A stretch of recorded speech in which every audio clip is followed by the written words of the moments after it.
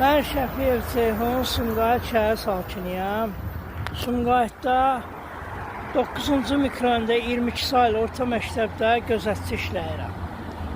Əvvəla bizi yaradan Rəbbimə and içirəm ki, bu qurbanlıq bayramı günü, bu qurbanlığı yaradan Rəbbimə and içirəm ki, mən heç kimə nə əl qaldırmamışam, nə təhqir eləməmişəm, nə bir şey.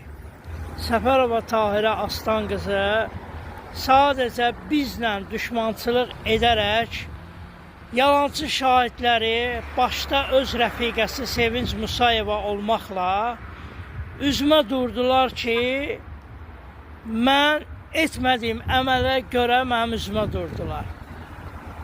Mən buradan dövlətimə səslənirəm. Cənab Prezidentimə səslənirəm. Möhtərəm Cənab Prezident, elə bir şər atıblar ki mənə. Ancaq bu dövlət səviyyəsində, yüksək səviyyədə araşdırılıb haqq yerini tapa bilər.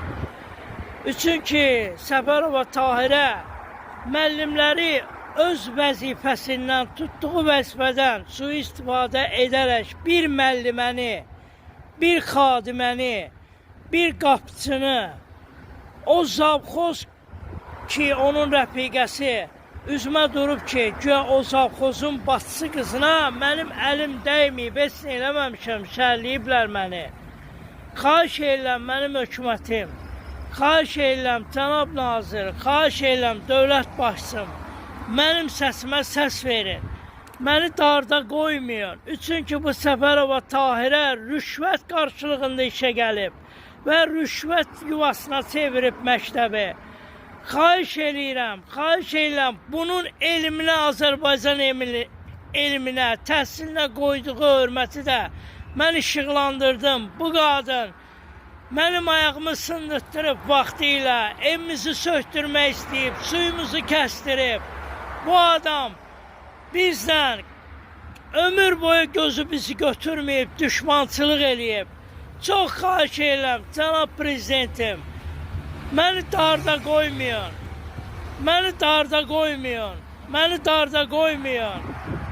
Bu, insanlardan aldığı rüşvət hesabına varlanmış, göz ayağının altını görməyən qadın məni heç nədən şərlətdirib. Senarinin müəllifi Səfərova Tahirə şəxsən özüdür. Ey Azərbaycan, sənə səslənirəm. Ey Azərbaycan milləti, ey namuslu insanlar, ey vicdanlı insanlar, ey şərəfli insanlar. Mən sizdən kömək